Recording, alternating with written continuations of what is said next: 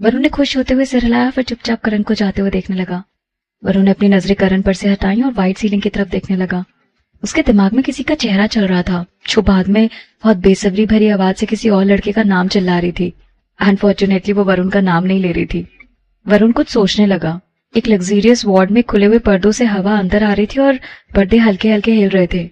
सूरज की साफ चमकती रोशनी से पूरा फर्श जैसे चमक सा उठा था। दो लोग बहुत आराम से एक दूसरे की बाहों में सिमटे हुए थे। तभी टेबल पर रखा हुआ सेलफोन बजने लगा और उसकी आवाज से उसकी नींद डिस्टर्ब हो गई। नव्या अक्षय की बाहों में आ गई। फाइनली उससे और बर्दाश्त नहीं हुआ और धीरे धीरे उसने अपनी आंखें खोली और सेलफोन लेने के लिए अपना हाथ बढ़ाया। नव्या ने मुंह बनाया और वो इरिटेट होने लगी। तभी एक लंबा सा हाथ उसके ऊपर से आया, टेबल पर से सेलफोन उठाया और नव्या के हाथ में रख दिया। अक्षय भी उठ गया था, पर सेलफोन लेने के बाद वो फिर से लेट गया। अपने हाथों से नव्या की पतली सी कमर उसने पकड़ ली और नव्या को गले लगाकर सो गया। अक्षय की पोजीशन से नव्या को कुछ भी डाउट नहीं हुआ और उसने फोन में कॉलर आईडी की तरफ देखा। संजना का कॉल था। नव्या ने फोन आंसर किया और उसकी आवाज बहुत भारी थी। हे हे, जबकि दूसरी तरफ से संजना की आवाज बहुत चहकती हुई और बहुत एनर्जेटिक थी। नव्या, तुम अभी उठी तक नहीं? आज हम लोगों को वाटर लैंटर्न्स फेस्टिवल में जाना है ना। मैंने अपना सारा सामान पैक कर लिया। मैं तो अब निकलने के लिए तैयार भी हूँ। मैं तुम्हें तुम्हारे घर पर मिलती हूँ, ठीक है? नव्या ने अपनी पलकें झपकाई। अब उसकी नींद टूटने ही लगी थी, पर कल रात जो भी कुछ हुआ उसकी वजह से वो इतने स्ट्रेस में थी कि अभी भी उसे बहुत थकान महसूस हो रही थी। सोने के बाद भी उसे रेस्टलेस लग रहा था। नव्या ने यौन करते हुए संजना से कहा, मैं भी घर पे नहीं हूँ, तुम अभी मेरे घर पे मत आना। समीर कहाँ है? और वो तुम्हारे साथ है क्या अभी? तुम अपने घर पे नहीं हो अभी? ओह हाँ, मुझे पता है कि तुम चोपड़ा रेजिडेंस में हो, राइट? नहीं, समीर तो भी अपने घर पे ही है। मैंने बस अभी उसे कॉल किया था और वो अभी सोकर उठा है। I don't care about him. मुझे सबसे पहले तुमसे मिलना है। क्या मैं अभी चोपड़ा रेजिडेंस आ जाऊं? चिड़िया के चहकने की आवाज सुनाई दे रही थी, क्योंकि नव्या अभी नींद में ही थी, इसलिए उसे संजना के पास बहुत आर्श लग रही थी। उसने धीरे से कहा, क्या तुम थोड़ी सॉफ्टली बात नहीं कर सकती हो? मेरे सिर में बहुत दर्द हो रहा है। क्या हुआ? क्या बात है? तुम्हारी तबीयत तो ठीक है ना? संजना ने अपनी आवाज धीमी की और परेशान होते हुए उसने नव्या से पूछा। हाँ, मेरी तबीयत थोड़ी ठीक नहीं है, नव्या ने थोड़ा दुखी होकर कहा।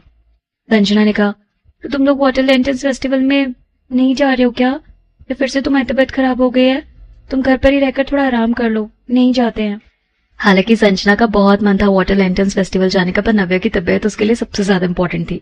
नव्या ने सिर पकड़ते हुए कहा, इट्स ओके, पर शायद हम थोड़ी देर बाद जाएंगे। एक्चुअली हमें थोड़ा काम है, पहले वो करना है। मैं तुम्हें बाद में इसके बारे में बताती हूँ। तुम पहले समीर से मिल लो, मैं तुम्हें थोड़ी देर के बाद कॉल करती हूँ, ठीक है? ठीक है। फिर अगर तुम्हारी तबीयत सच में काफी खराब है तो जिद मत करो और अच्छा रहेगा कि हम ये ट्रिप पोस्टपोन कर दें, संजना ने थोड़ा टेंशन में आते हुए कहा। नव्या हंसने लगी। उसकी दोस्त उसके लिए कितनी केयर करती और उसकी चिंता कर रही थी, ये देखकर उसे बहुत अच्छा लग रहा था। मैं सच में ठीक हूँ। ठीक है, फिर मैं तब जाकर समीर से मिलती हूँ। I wait for your call, alright? हाँ, नव्या ने कॉल रख दिया। वो तुरंत अक्षय की तरफ देखने लगी और मुड़ी। तब तक अक्षय जा चुका था। नव्या ने नीचे देखा और एक सिर उसके सीने से लगा हुआ था। Are you feeling better? Navya ने पूछा। पिछली रात ही डॉक्टर ने कहा था कि अक्षय को हल्के से कंफ्यूजन्स हुए हैं और कुछ ज्यादा सीरियस बात नहीं है। अगर अक्षय को और कोई सिम्टम्स नहीं होते तो उसका मतलब सब नॉर्मल है। तो क्या अक्षय अब नॉर्मल है या फिर अभी भी कोई प्रॉब्लम है? मुझे कुछ देर के लिए सोना है, पर मुझे थोड़ा अनवेल लग रहा है। नव्या को एक मैग्नेटिक आवाज सुनाई दी, पर उसकी आवाज बहुत धीमी थी, इसलिए उसे कुछ भी अच्छे से सुनाई नहीं दिया। अक्षय ने जो भी कुछ कहा, नव्या को उसकी कुछ ही वर्ड सुनाई दिए थे। क्या कहा तुमने? Why are you feeling unwell? वह ने परेशान होते हुए कहा। अक्षय के हाथों ने नव्या को पकड़ा और फिर अचानक से उसके हाथ नव्या के पीठ पे चले गए। क्या कर रही हो तुम? नव्या ने झटके से अक्षय की तरफ देखकर कहा। अक्षय ने अभी भी अपना सिर नव्या के सीने पर रखा हुआ था। उसने अपना सिर ऊपर नहीं किया, इसलिए नव्या को अक्षय के एक्सप्रेशन दिखाई नहीं दे रहे थे। अगर तुम्हारी तबीयत ठीक नहीं है तो हम अभी डॉक्टर को बुलाकर नव्या भी अक्षय को समझा ही रही थी कि तभी अचानक से उसे महसूस हुआ कि अक्षय पीछे से उसकी टॉप धीरे से उठा रहा था। आखिर ये लड़का क्या करने की कोशिश कर रहा था? अचानक नव्या को कुछ रियलाइज हुआ। क्योंकि नव्या अभी सोकर उठी थी, इसलिए उसे रिएक्ट करने में थोड़ा टाइम लग रहा था। तब तक अक्षय ने नव्या के टॉप के अंदर हाथ डाल दिया था। नव्या ने नहीं सोचा था कि अक्षय ऐसा कुछ भी करने वाला है, इसलिए वो प्रिपेयर्ड नहीं थी। उसने चिल्लाकर कहा, क्या कर रही हो तुम? आखिर वो क्या कर रहा था? अचानक से अक्षय ने उसके टॉप के अंदर हाथ क्यों डाल दिया? नव्या का चेहरा लाल होने लगा था। नव्या को लगा कि शायद अक्षय थोड़ा वियर्ड बिहेव कर रहा है। कहीं ऐसा तो नहीं कि ये सब कंकंक्शन का असर हो? अक्षय ने कसकर नव्या को गले लगा लिया और अब वो सैटिस्फाइड था और उसने कहा, अब मुझे बहुत कंफर्टेबल महसूस हो रहा है। आप कुछ बोलो मत, अब थोड़ी देर के लिए मेरे साथ सो जाओ। नव्या ने अक्षय की तरफ देखा और फाइनली उसे समझ आ गया। नव्या ने देखा कि अक्षय उसके सीने से टाइटली लगा हुआ है और उसके हाथ नव्या को पकड़े हुए थे। अंदर ही अंदर नव्या को वार्म फिजीज महसूस हो रहे थे। अगर पहले जैसा होता तो शायद अभी तक नव्या ने अक्षय को धक्का देकर खुद से दूर कर दिया होता। पर जब उसने सोचा कि कल रात क्या हादसा हुआ, नव्या ऐसे कैसे कर पाती भला। अगर अक्षय को अभी भी कंकंशंस रहे तो दिक्कत हो जाएगी ना। अगर नव्या ने उसे धक्का दिया तो फिर हो सकता है उसे कहीं चोट लग जाए या जर्क लग जाए। नव्या के पास कोई और चॉइस नहीं थी और उसने अक्षय को अपने सीने से लगाकर सुला दिया। अक्षय बहुत आराम से सो रहा था, पर नव्या ज्यादा कंफर्ट महसूस नहीं कर रही थी। उसे बार बार डर लगता था कि कहीं कोई नर्स या डॉक्टर अचानक से वार्ड के अंदर ना आ जाए। अगर उन लोगों ने देख लिया कि अक्षय का हाथ नव्या के टॉप के अंदर है तो। बस यही सोचकर नव्या बहुत एम्बैरेस हो रही थी। पहले नव्या ने सोचा कि वो ब्लैंकेट खींचकर ओढ़ ले ताकि अगर कोई अंदर आ भी गया तो कम से कम उसे दिखाई नहीं दे कि अक्षय का हाथ नव्या के टॉप के अंदर है। फिर जैसे उसने हाथ स्ट्रेच किया, उसका चेस्ट आगे की तरफ लीन हो गया। उसके सीने से लगकर सो रहा इंसान तुरंत रेस्टलेस फील करने लगा। नव्या को अभी भी इस बारे में कोई अंदाजा नहीं था। उसका ध्यान बस ब्लैंकेट खींचने में था और ऑकवर्ड फील करने में था। कोई सीन ना हो, बस वो यही सोच रही थी। अक्षय का हाथ अब धीरे से नव्या की कमर पर आ गया और वो अपनी उंगलियों से उसे सहलाने लगा। नव्या को एकदम से गुदगुदी महसूस होने लगी और अनजाने में उसका शरीर अब कांपने लगा था। मुझे टच मत करो, मुझे गुदगुदी हो रही है, नव्या ने हंसते हुए कहा और थोड़ा सा चिढ़कर कहा। अक्षय अब हंसने लगा और उसने अपना चेहरा ऊपर किया। नव्या का चेस्ट अक्षय की आंखों के बिल्कुल सामने था। नव्या की शर्ट का कॉलर खराब हो गया था क्योंकि अक्षय अपना सिर नव्या पर रखकर आराम कर रहा था। लड़कों के लिए सुबह सुबह अराउज होना बहुत ही नॉर्मल सी बात होती है। अक्षय की गर्म सांसें नव्या के चेस्ट पर पड़ रही थी। नव्या को तब एहसास हुआ कि जैसे वो खुद को अक्षय को ऑफर कर रही थी ताकि वो उसे टेस्ट कर ले। उसका चेहरा तुरंत लाल हो गया ये सब सोचकर और उसने अपना हाथ वहां से हटा लिया। तब तक काफी देर हो चुकी थी। अक्षय ने तब तक अपना सिर नीचे झुका लिया था और नव्या के कॉलर बोन पर उसने किस किया। Stop it! नव्या ने अक्षय को हक कर लिया। मेरा सिर मत पकड़ो, मुझे दर्द हो रहा है, अक्षय ने कहा। ये सुनते ही नव्या शॉक्ड हो गई और उसने झट से अपना हाथ हटा लिया। नव्या अक्षय के सिर को दूर करना चाहती थी पर उसकी हिम्मत नहीं हुई कि वो उसे टच भी करे, इसलिए उसके पास कोई ऑप्शन ही नहीं था। उसने धीरे से अक्षय को याद दिलाते हुए कहा, हम लोग अभी हॉस्पिटल में हैं। कोई बात नहीं, it's still early, they won't come in. Akshay की आवाज थोड़ी भारी हो गई थी, शायद वो अभी सोकर उठा था इसलिए, या फिर वो अराउज हो चुका था इस वजह से। अक्षय को फील हुआ कि नव्या की बॉडी टेंस होती जा रही है। उसने ऊपर देखा और पानी जैसी साफ आंखों से नव्या की तरफ देखते हुए उसने उसे मनाते हुए कहा, लेट मी किस यू, ऑलराइट। ये सुनकर नव्या ब्लश कर रही थी पर वो अक्षय से मना नहीं कर पाई। जस्ट अ लिटिल किस। अक्षय के चेहरे पर एक प्यारी सी स्माइल आ गई। अक्षय से रहा नहीं गया और उसने नव्या के लिप्स पर एक हल्की सी किस कर दी। नव्या को याद आया कि उसने अभी तक ब्रश नहीं किया, इसलिए उसने अपने हाथों से अक्षय को ब्लॉक करते हुए कहा, डोंट किस। अक्षय समझ गया था कि नव्या ऐसे क्यों कर रही है, इसलिए उसने नव्या को बस हल्का सा किस किया और फिर से उसके चेस्ट की तरफ शिफ्ट हो गया। नव्या की हिम्मत ही नहीं हो रही थी कि वो नीचे देखे। उसने शर्माते हुए अपनी आंखें बंद कर ली और अक्षय जो भी करना चाहता था उसे करने दिया। रिलैक्स, इतना टेंस मत हो, ये ऐसी चीज है जिससे अच्छा फील होना चाहिए, ये तुम्हें पनिश करने के लिए नहीं है, अक्षय ने स्माइल करते हुए कहा। जैसे अक्षय ने कहा नव्या ने वैसे ही किया और अपनी बॉडी थोड़ी रिलैक्स की और धीरे से कहा, मुझे डर लग रहा है, शायद कोई अंदर आ जाएगा। नव्या को पता नहीं था कि दरवाजा लॉक्ड है या फिर नहीं, या फिर अक्षय को इंजेक्ट करने के लिए या इंस्पेक्ट करने के लिए नर्स कभी भी आ सकती है। उसके दिमाग में इतनी सारी चीजें चल रही थी कि वो रिलैक्स ही नहीं कर पा रही थी। अक्षय ने सिर ऊपर करके दरवाजे के लॉक की तरफ देखा, पर वो भी श्योर नहीं था कि दरवाजा लॉक है या फिर नहीं। हालांकि ये प्रीमियम वार्ड था जहाँ नर्स या डॉक्टर अंदर आने से पहले नॉक जरूर करते हैं, पर उसे अच्छा नहीं लगता कि जब वो नव्या के साथ इंटीमेट हो रहा हो तब कोई भी बीच में उन्हें डिस्टर्ब करे। अक्षय ने फिर से अपनी नजरें नव्या की तरफ शिफ्ट की और नव्या की स्नो व्हाइट जैसी स्किन की तरफ देखा। उसे इस तरह नव्या को छोड़ने का बिल्कुल मन नहीं था। वो अभी वहां उसके साथ सब कुछ नहीं कर सकता था, पर कुछ तो कर ही सकता था ना, जिससे उसका मन थोड़ा सा सैटिस्फाई हो जाता। नव्या को एहसास हुआ कि कुछ ही देर के लिए अक्षय रुक गया है। उसने सिर नीचे करके देखा तो दोनों की नजरें एक दूसरे से मिली। नव्या अक्षय की आंखों में ईट महसूस कर पा रही थी। यू! नव्या अक्षय को रुकने के लिए कहना चाहती थी, पर उसके चेहरे पर वो लुक देखकर उसने अक्षय से कुछ नहीं कहा। ठीक है, पर जल्दी करो, नव्या ने फाइनली शर्माते हुए ये वर्ड्स कहे। कुछ देर के लिए अक्षय भी हैरान हो गया ये सब सुनकर। उसको लगा कि नव्या इस मौके का फायदा उठाते हुए बच के भागने की कोशिश जरूर करेगी। उसने नहीं एक्सपेक्ट किया था कि वो ऐसा कुछ कहेगी। अक्षय का थोड़ा मन हो रहा था नव्या को जाने देने का, पर वो वर्ड सुनकर तो फिर वो पैशन से भर गया। अक्षय ने गहरी सांस ली और कहा, you can not indulge me like this. Navya तो बस अपने इनोसेंस एक्सप्रेशंस दे रही थी। शरारत तो अक्षय कर रहा था और अब वो नव्या को ब्लेम भी कर रहा था। तो फिर तुम्हें अब रुकना चाहिए ना? क्या मैं ऐसा कर सकता हूँ? अक्षय ने मुस्कुराते हुए नव्या से पूछा। अक्षय के एक्सप्रेशंस देखकर ऐसा लग रहा था जैसे वो कहना चाहता है कि अभी तो तुम खुद ही बोल रही थी कंटिन्यू करने के लिए, तो मैं तुम्हें कैसे निराश कर सकता हूँ। नव्या को अचानक से लगा जैसे उसने अपने पैर पर कुल्हाड़ी मार ली हो। उसने मजबूत होते हुए कहा, तो ठीक है, फिर जल्दी करो। इस तरह की चीजें जल्दबाजी में कौन करता है और कैसे करते हैं? और हाँ, तुम्हें कभी किसी लड़के को जल्दी या क्विक नहीं बोलना चाहिए, समझी? अक्षय ने इस मौके का फायदा उठाते हुए नव्या को समझाया। ये सब सुनकर नव्या चुप हो गई। तो क्या उसे बोलना चाहिए था कि जितना टाइम लेना है ले लो? उसने अक्षय की तरफ देखकर उसे कहा, अब तो तुम्हें सिर में दर्द नहीं हो रहा है ना? हल्का सा कंफ्यूजन ही तो है, ये कुछ सीरियस नहीं है। हाँ, बस हल्का सा कंफ्यूजन सी ही है, ये कुछ सीरियस नहीं है। मुझे बस एक रात आराम करने की जरूरत है। मैंने तुम्हें कहा था ना कि तुम्हें परेशान होने की बिल्कुल जरूरत नहीं है। तो मुझे हॉस्पिटल में रहने का मन भी नहीं है और नीड भी नहीं है। दरअसल अक्षय भी काफी खुश था। किस्मत अच्छी थी कि अक्षय की एक मॉडिफाइड कार थी और वो उसे चला रहा था, जिसके हार्डवेयर बहुत अच्छे होते हैं और बहुत बड़ा एक्सीडेंट भी अगर हो जाए तो ज्यादा नुकसान नहीं होता ना। ऐसे भी तो हो सकता था कि अक्षय की अभी सिचुएशन वरुण से ज्यादा खराब होती। नव्या ने फिर से उससे पूछा, तो इसका मतलब तुम ठीक हो अब और अब हम हॉस्पिटल से जा सकते हैं? तो क्या हम वाटर लैंटर्न फेस्टिवल्स में जा सकते हैं? संजना ने अभी मुझे कॉल किया था और इसके बारे में पूछा था। नव्या ने टाइम की तरफ देखा और तब तक 8 बज चुके थे। अगर वो लोग टाइम से यहाँ से निकल गए तो शायद वो लोग दोपहर तक वहां पहुंच भी जाएंगे। एक्चुअली वो लोग फिर लंच के लिए इशिका से मिल भी सकते हैं और फिर सबके साथ थोड़ा घूम भी लेंगे दिन में और फिर मजे करेंगे रात में। नव्या को अचानक से कुछ याद आया। उसने अक्षय से पूछा, आज तुम अनन्या के पापा से मिलने जाने वाले हो ना? इस हालत में तुम उनसे क्या बात करोगे? क्यों ना तुम उन्हें बता दो कि बाद में मिल लेंगे, पहले हम वाटर लैंटर्न्स फेस्टिवल में जाते हैं, फिर वापस आने के बाद तुम उनसे मिल लेना। नव्या के बताने के बाद अक्षय को याद आया कि उसे आज अनन्या के पापा से मिलना था। उसने धीरे से कहा, एक्चुअली वो जिस तरह से बात कर रहे थे उससे लग रहा था जैसे बहुत अर्जेंट बात करनी है। मुझे लगता है कि वो वेट कर नहीं पाएंगे। तो हम क्या करेंगे? पहले तुम उनसे मिलने जाओगे, उसके बाद हम नहीं जा पाएंगे। तब तक तो हम वहां पहुंचेंगे तो शाम हो जाएगी और इशिका भी वेट कर रही है और हम लोग लेट जाएंगे। मैं नहीं चाहती ऐसा।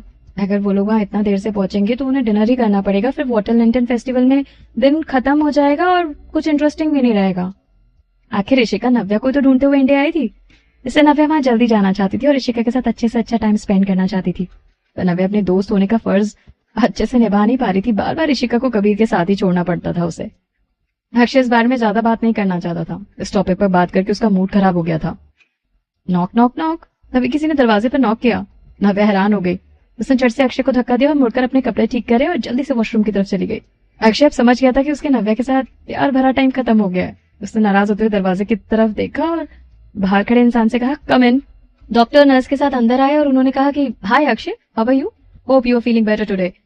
Are you feeling unwell anywhere? Akshay कहना चाहता था कि अगर आप लोग मुझे डिस्टर्ब करने नहीं आए होते तो मैं अभी तक और अच्छा फील कर रहा होता। फिर उसने डॉक्टर की तरफ देखकर कहा, आई एम फाइन। क्या मुझे डिस्चार्ज मिल जाएगा? हाँ, अच्छा रहेगा अगर हम एक बार आपका चेकअप कर लें, फिर आपको बताएं। डॉक्टर ने नर्स को इशारा करते हुए कहा। नर्स अक्षय के पास आई और कुछ बेसिक से टेस्ट किए। करीब 10 मिनट में सभी टेस्ट हो गए। अक्षय, अब आपको देखकर ऐसा तो नहीं लग रहा कि आप किसी तकलीफ में हैं? You can be discharge. जैसे ही नव्या वॉशरूम से बाहर निकली उसने डॉक्टर को ऐसा कहते हुए सुना और उसके फेस पर एक बड़ी सी स्माइल आ गई। नव्या एक्साइटेड होकर डॉक्टर के पास गई और उसने पूछा, क्या अब अक्षय ठीक है? ये सुनकर डॉक्टर नव्या की तरफ मुड़े और उसे देखकर स्माइल करने लगे। फिर उन्होंने सिर हिलाते हुए कहा, हाँ अक्षय अब ठीक है, बस हल्की सी चोट थी, हम बस कॉशंस रखना चाहते थे। फिर अब कंफर्म हो गया कि अक्षय बिल्कुल ठीक है। डॉक्टर ने बताया कि ये सब स्पोर्ट्स कार की टफनेस की वजह से हुआ है, नहीं तो अक्षय की जान को भी खतरा हो सकता था। अगर कोई नॉर्मल कार होती तो इतनी ऊंचाई से गिरने के बाद बर्बाद हो गई होती और अंदर बैठे इंसान की क्या हालत होती उसका अंदाजा भी नहीं लगाया जा सकता। कुछ इंस्ट्रक्शंस देने के बाद डॉक्टर नर्स के साथ वहां से बाहर चले गए। ये सब सुनकर नव्या ने राहत की सांस ली और फिर अक्षय से कहा, तो इसका मतलब हमें तुम्हारी कार को थैंक्स करना चाहिए? मतलब तुमने लाखों रुपए बर्बाद नहीं किए हैं। अगर कुछ पैसे से अक्षय की जान बच गई तो फिर वो तो वर्थफुल था ना। अक्षय मन ही मन हंसने लगा। कल रात अक्षय जो कार चला रहा था वो लाखों की नहीं बल्कि करोड़ों की कार थी। तो उसका मन नहीं किया डिटेल्स देने का। जल्दी ही वो नर्स जो अक्षय के डिस्चार्ज की फॉर्मेलिटीज हैंडल कर रही थी वो अंदर आ गई। नव्या ने संजना को कॉल किया कि कब मिलना है इस बारे में पता करने के लिए। मैं अभी समीर के घर जा रही हूँ, क्यों ना हम लोग समीर के घर पे ही मिले?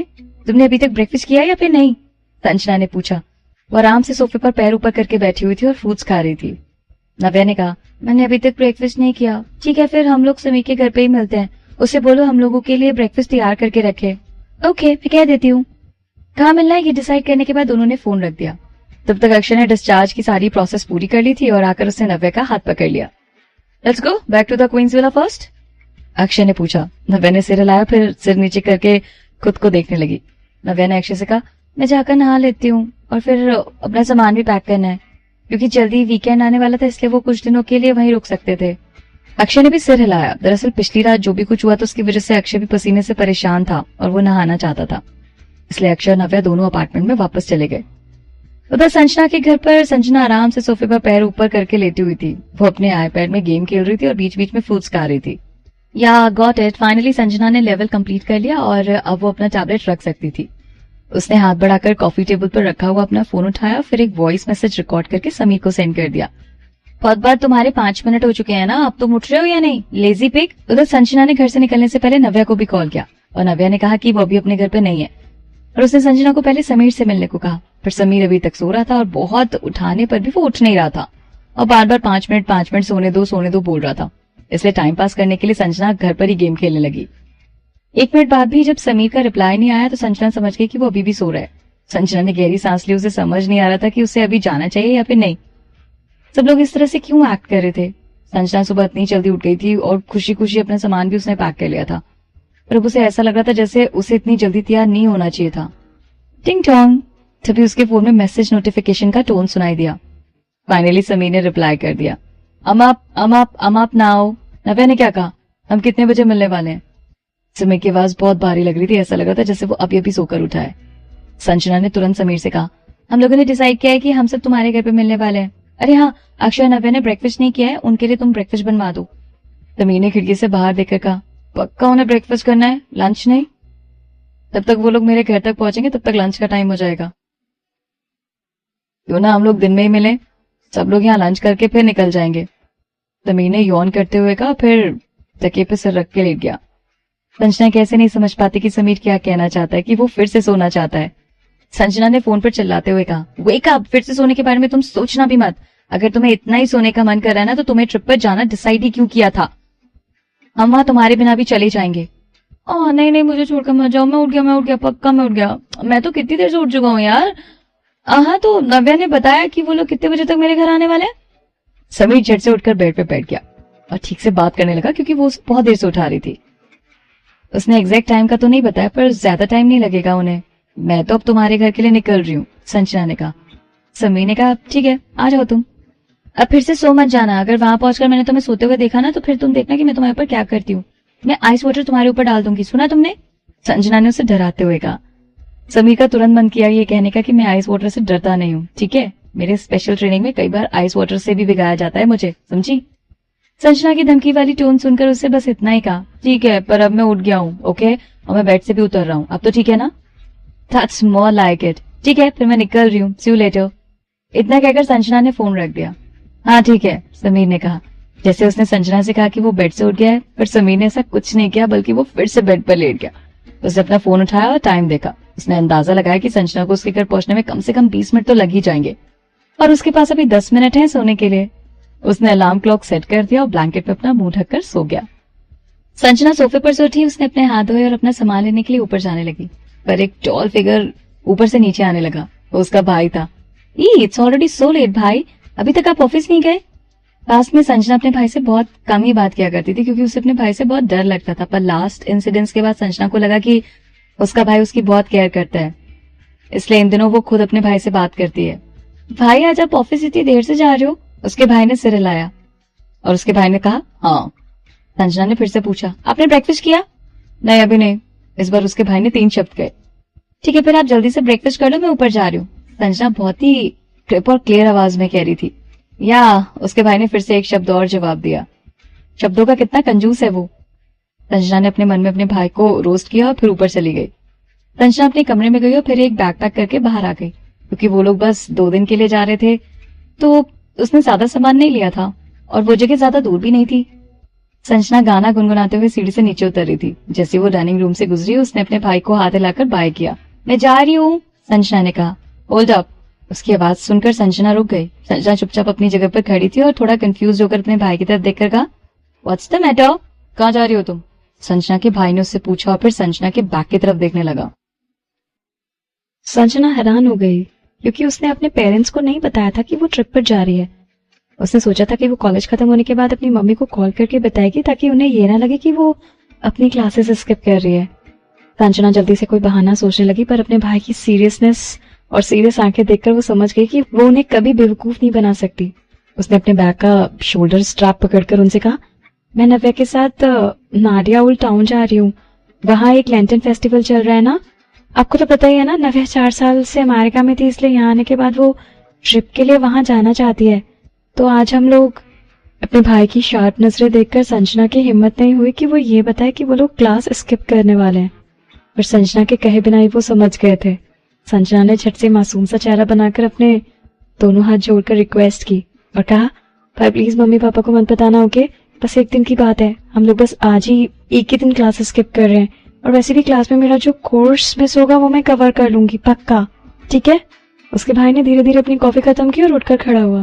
संजना की तरफ देखते हुए उसने कहा, मैं तुम्हें वहां ड्रॉप कर दूंगा। कुछ देर के लिए संजना चुपचाप अपने भाई को देखती रही और एकदम से उसे एहसास हुआ कि उसके भाई ने क्या कहा। तो क्या वो मान गए थे कि संजना क्लास स्किप कर सकती है? संजना खुशी से चिल्लाना और चीयर करना चाहती थी, पर फिर उसने सोचा कि भावनाओं में बहना नहीं चाहिए और उसने अपना एक्साइटमेंट कंट्रोल किया। ऑफ कोर्स उसने अपने भाई का ऑफर रिजेक्ट नहीं किया। हालांकि आज से पहले कभी उसे अपने भाई से ऐसा ट्रीटमेंट मिला नहीं था, पर समीर का घर और उसके भाई का ऑफिस एक ही रूट में आते थे। संजना ने टेबल पर रखी हुई कॉफी की तरफ देखा और कहा, आप बस कॉफी पियोगे? Aren't you going to have breakfast? नहीं, टाइम नहीं है अभी, उसने धीरे से कहा। फिर उसने अपने हेल्पर से अपना ब्लेजर लिया और पहनकर बाहर चला गया। संजना भी अपने भाई के पीछे पीछे गई और कहा, पर आप बिना ब्रेकफास्ट किए क्यों जा रहे हैं? और वैसे भी खाली पेट कॉफी पीना अच्छा नहीं होता भाई। कोई बात नहीं। संजना जानती थी कि वो अपने भाई को नहीं मना सकती, पर फिर भी वो एक बार कोशिश तो करना चाहती थी। अगर थोड़ा टाइम भी है तो आप ब्रेकफास्ट खा लो ना, आपको खाना चाहिए, अदरवाइज लॉन्ग रन के लिए आपकी बॉडी के लिए अच्छा नहीं होगा भाई। संजना अपने भाई के पीछे पीछे चलने लगी और दोनों बाहर निकल गए। गेट के बाहर उनकी फैमिली कार उनका पहले से वेट कर रही थी। जैसे ही ड्राइवर ने दोनों को साथ में बाहर आते हुए देखा, उसके चेहरे पर एक अजीब से एक्सप्रेशन आ गया। उसने जल्दी से अपने एक्सप्रेशन छुपा भी लिए। ड्राइवर ने संजना के लिए दरवाजा खोला। संजना बात करने में इतनी बिजी थी कि उसने ध्यान ही नहीं दिया और वो अपना सिर झुकाना भूल गई, जिसकी वजह से उसका सिर दरवाजे से टकरा गया। फॉर्चुनेटली सही टाइम पर एक हाथ उसके आगे आ गया और उसे चोट लगने से बचा लिया। ड्राइवर शॉक हो गया और उसने झुककर माफी मांगते हुए कहा, sorry miss, I am really sorry, young master, I am sorry. कोई बात नहीं, it's not a big deal. Sanjana को लगा कि उसकी गलती थी, पर जब उसने भाई की तरफ देखा तो उसके चेहरे पर बहुत ही गुस्से वाले एक्सप्रेशंस थे। उसने जल्दी से अपने भाई से कहा, मैं ठीक हूँ, don't blame him. Get in, उसके भाई ने कहा, पर उसके हाथ अभी भी कार के दरवाजे पर ही थे। संजना ने नोट किया और कार के अंदर बैठ गई।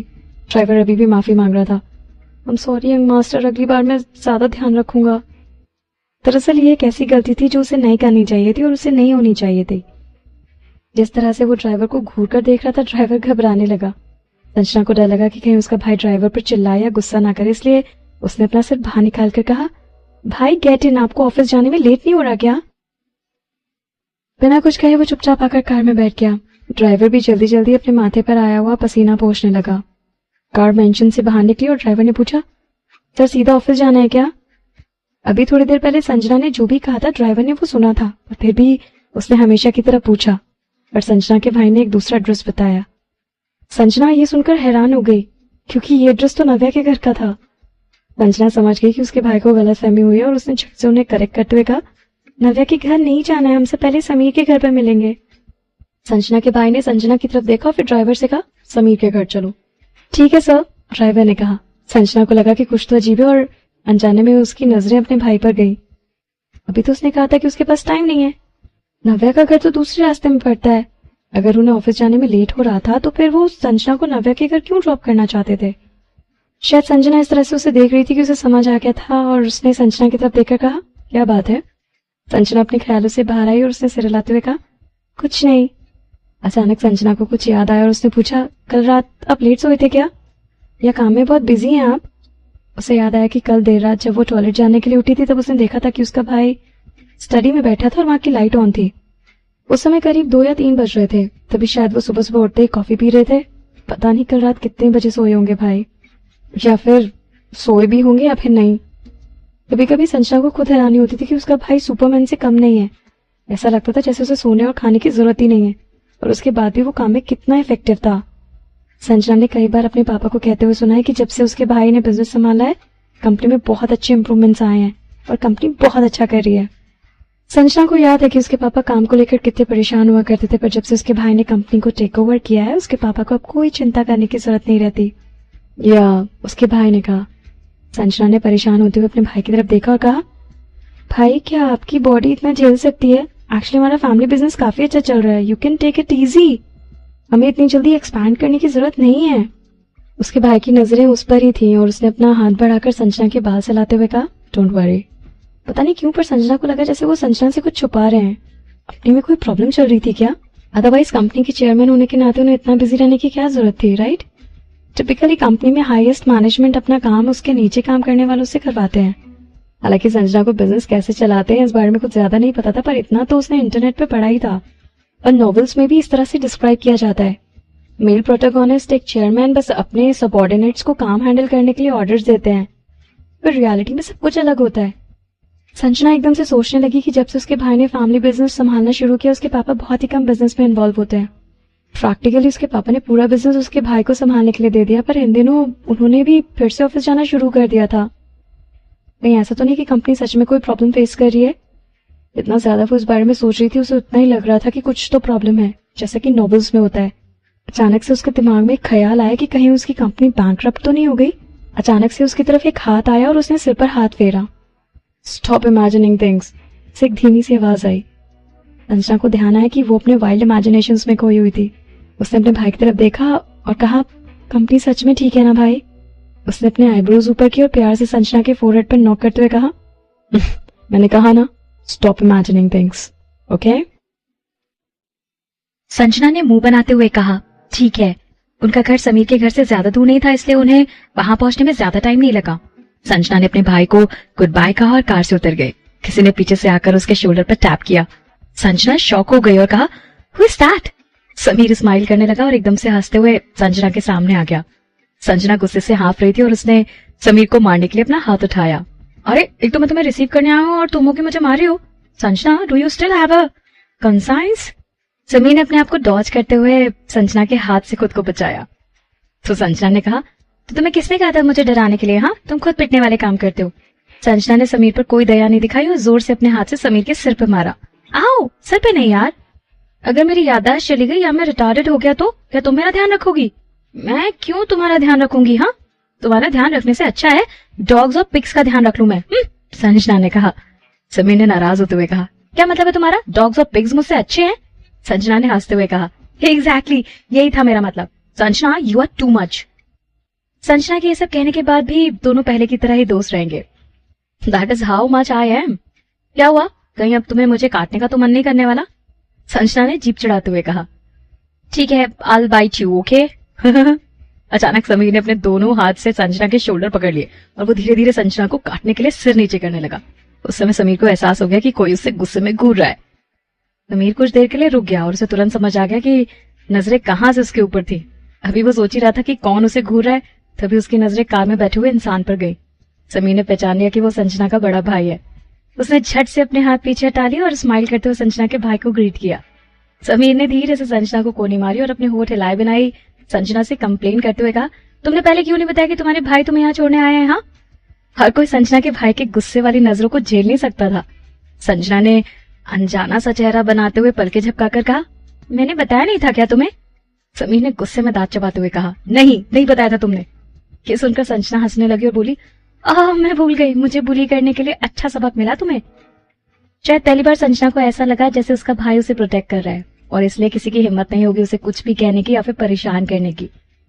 संजना पीछे मुड़ी और उसने अपने भाई से कहा, भाई आपको ऑफिस के लिए लेट हो रहा है ना, यू कैन गो नाउ। भाई आप याद से अपने असिस्टेंट से कहकर अपने लिए कुछ खाना मंगवा लेना, ओके? उसके भाई ने धीरे से सिर हिलाया और उसकी नजरें फिर से समीर पर चली गई और फिर उसने ड्राइवर से चलने के लिए कहा। जब बेंटले वहां से चली गई तब जाकर समीर को ऐसा लगा कि उसके ऊपर से प्रेशर कम हुआ।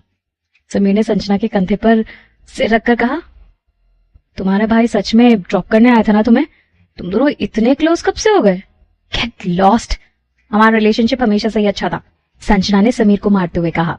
समीर ने कहा, पहले मैं इस बात पर यकीन नहीं करता था, पर अब थोड़ा थोड़ा यकीन हो रहा है मुझे भी। पर हाँ, कहीं तुम्हारे भाई में सिस्टर कॉम्प्लेक्स तो नहीं आ रहा है? Sister complex? My foot. Sanjana ने फिर से समीर को मारा। मैं तो बस गैस कर रहा था, इसमें मारने वाली क्या बात थी? Sanjana, can you be any रफर? समीर ने नाराज होते हुए कहा। संजना ने दूसरी तरफ देखा और चिल्लाकर कहा, हे भाई, आप वापस क्यों आ गए? ये सुनकर समीर हैरान हो गया और झट से पीछे मुड़कर देखने लगा। पीछे कोई नहीं था, वो समझ गया कि संजना ने उसे बुद्धू बनाया है। समीर के रिएक्शंस देखकर संजना खुश हो गई और जोर जोर से हंसने लगी। समीर ने आंखें रोल करते हुए कहा, is that fun? It is fun, Sanjana ने सिर हिलाते हुए कहा। समीर ने अपनी मुट्ठी बंद की और एकदम से अपना हाथ संजना के चेहरे के सामने ले आया। संजना घबरा गई और पीछे की तरफ हो गई। इट्स दैट फन, समीर ने संजना के ही वर्ड्स उसके ही खिलाफ इस्तेमाल करके उसे चिढ़ाने लगा। डॉग। संजना ने अपना पैर ऊपर उठाया और अपना बैग एक तरफ उठाकर पोज मारते हुए समीर को डराने लगी कि वो उसे किक करने वाली है। तुम बाहर मुझे परेशान करने और चिढ़ाने आए थे, संजना ने समीर पर गुस्सा करते हुए कहा। पर समीर के पैर ज्यादा लंबे थे। हालांकि लड़कियों के मुकाबले संजना ज्यादा छोटी नहीं थी, पर समीर के सामने तो वो छोटी थी और समीर तक पहुंच पाना उसके लिए भी मुश्किल था। समीर के पीछे पीछे संजना भागते हुए मेन डोर तक पहुंची और संजना ने तुरंत ही अपना एटीट्यूड चेंज कर लिया। अचानक अपना टॉम बॉय बिहेवियर छोड़कर वो एक स्वीट ही जेंटल स्माइल देने लगी। ड्रामेबाज, समीर ने उसे चिढ़ाते हुए कहा। संजना ने समीर को घूर कर देखा और कहा, इसे बड़ों से कोर्टियस होना कहते हैं। एक हेल्पर ने आकर दरवाजा खोला और झुककर ग्रीट करते हुए कहा, मिस संजना। समीर की मम्मी जो कि किचन में बिजी थी जल्दी से अपने हाथ साफ करके दरवाजे की तरफ गई। संजना को देखकर उन्होंने स्माइल कर उसके पास जाकर कहा, संजना बच्चा तुम आ गई।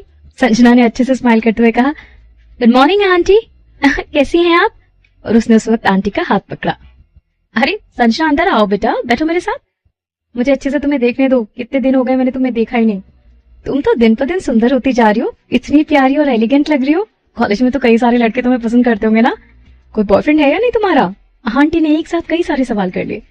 संजना थोड़ा एम्बैरस फील करने लगी। अचानक से आंटी ये सब पूछ रही थी कि उसका कोई बॉयफ्रेंड है या फिर नहीं। पर वो आंटी के पास गई और प्यार से उनका हाथ पकड़ कर कहा, नहीं आंटी, कोई बॉयफ्रेंड नहीं है मेरा। वैसे भी अभी तो हम स्टूडेंट्स हैं, तो हमें भी पढ़ाई पर ध्यान देना चाहिए। बॉयफ्रेंड बनाने की कोई जल्दी नहीं है मुझे। ये सुनकर आंटी ने स्माइल करते हुए कहा, संजना तुम कितनी समझदार हो, कितनी अलग हो बाकी लड़कियों से। आजकल की लड़कियों को तो बस बॉयफ्रेंड बनाने का ही मन करता है। तुम तो कॉलेज की बात कर रही हो, वो तो स्कूल में ही बॉयफ्रेंड बनाने लगती हैं। मेरी एक क्लोज फ्रेंड है जिसके बेटे की स्कूल में ही गर्लफ्रेंड है। मैं बता रही हूँ, आजकल हमारी सोसाइटी की सोच ना बहुत बदलती जा रही है। अब पहले जैसा कुछ भी नहीं रहा। संजना आंटी के साथ चलकर सोफे के पास गई और अपना ओपिनियन देते हुए कहा, वेल टाइम बदल रहा है, आजकल स्कूल में डेट करना बहुत नॉर्मल बात हो गई है। मुझे लगता है एलिमेंट्री स्कूल में डेटिंग वगैरह बहुत जल्दी होती है, पर कॉलेज में डेट करना ठीक है। हाँ, पर इससे उनकी पढ़ाई पर असर नहीं पड़ना चाहिए। तुम बिल्कुल सही कह रही हो बेटा। एक्चुअली बेटा मैं ओल्ड फैशन नहीं हूँ। तुम लोगों की एज में डेट करना ठीक है। जब हम छोटे होते थे ना तो इन सब चीजों की समझ नहीं थी। जब आप थोड़े समझदार हो जाते हो तो एक अलग बात होती है, आंटी ने कहा। और वो फिर समीर की तरफ देखने लगी। समीर जिसे कुछ देर से नेग्लेक्ट किए जा रहा था, वो चुपचाप एक कोने में खड़ा था। जब उसने देखा कि उसकी मम्मी किस तरह से उसकी तरफ देख रही है तो उसे समझ नहीं आ रहा था कि वो खुश हो या फिर दुखी। उसे जल्दी से टॉपिक बदलते हुए कहा, मम्मी आप कुछ बना रहे थे ना किचन में, बन गया क्या? आंटी को अचानक से याद आया और वो तुरंत उठकर खड़ी हो गई और कहा, अरे संजना, जैसे ही मुझे पता चला कि तुम आने वाली हो, मैंने सोचा तुम्हारे लिए आज आलू के पराठे बना दूं और तुम्हें वही खिलाऊं। बहुत हेल्दी होता है, ताकत आती है ये सब खाने से। संजना ने स्माइल करते हुए कहा, थैंक यू आंटी। अच्छा चलो तुम लोग यहाँ बैठो, मैं अभी जाकर किचन में देखती हूँ। इतना कहकर आंटी समीर की तरफ देखकर किचन में चली गई।